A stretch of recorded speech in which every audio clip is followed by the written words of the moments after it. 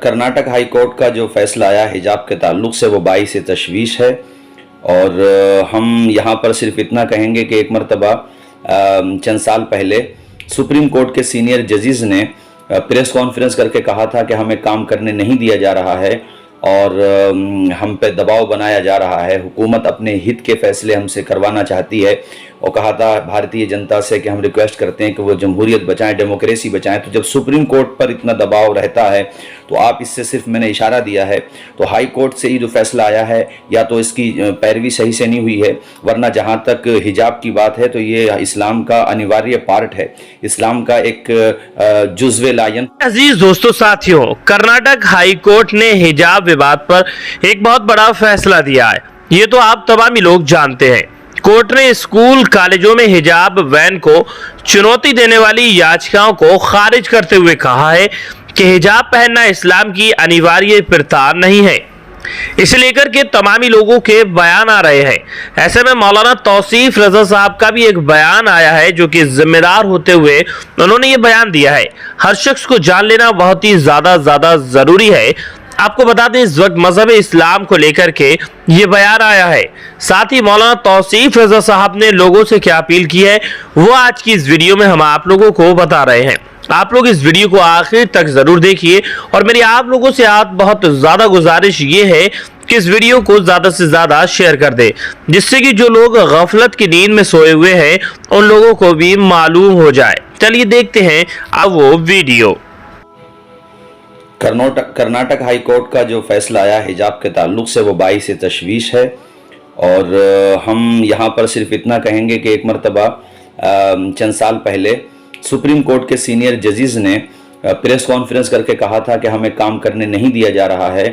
اور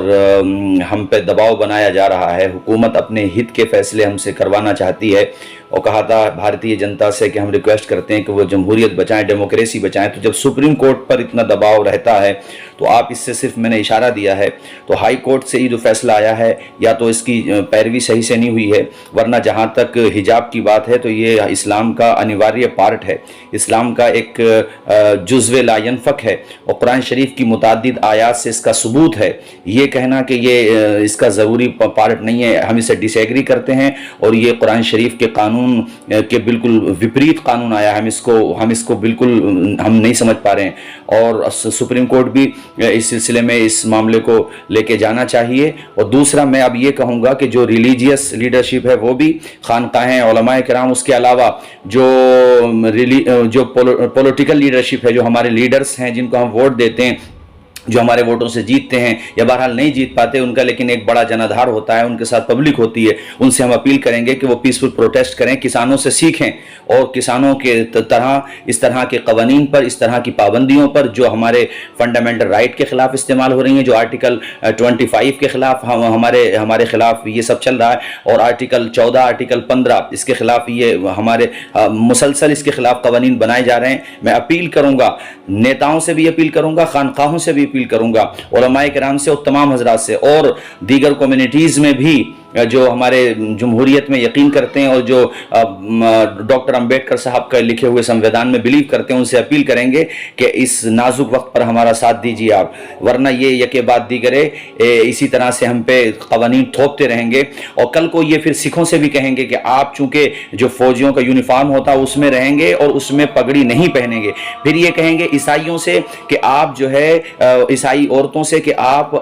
جو نن ہوتی ہیں عیسائیوں کی کہ آپ اپنا اسکارف نہیں پہنے گی، اسی طرح سے پھر یہ آرکشن پہ آئیں گے اور یہ دھیرے دھیرے کر کے منو اسمرتی لاگو کر دیں گے۔ تو ہم اپیل کرتے ہیں کہ اب پیسفل پروٹیسٹ کی ضرورت ہے، ایک آندولن کی ضرورت ہے، اگر سمویدھان بچانا ہے تو آندولن کرنے ہی پڑیں گے، ورنہ یہ رکنے والے نہیں ہیں۔ آپ جتنی دیر میں آواز اٹھائیں گے اتنا ہی زیادہ آپ کو قربانیاں دینا ہوں گی۔